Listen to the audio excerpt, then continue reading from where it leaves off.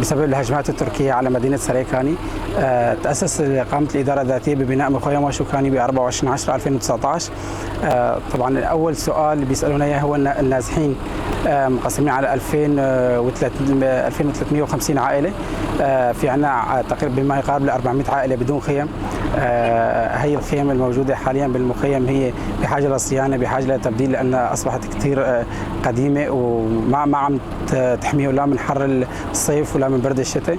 كمان عم نسأل خلال عملي، عم نسأل باليوم بما يقارب ال 100 مرة إنه إمتى بدنا نرجع لبيوتنا، العودة الآمنة لمدينة سريكاني. في بعض كثير من الاحتياجات هناك. الفئة الشبابية بالمخيم هي الفئة المضطهدة، لأنه ما عم يتلقوا أي دعم.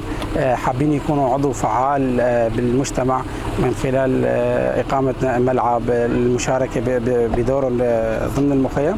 اعتراف مفوضية الأمم المتحدة بمخيمات النازحين المتضررين من الحرب واشوكاني وسريكاني،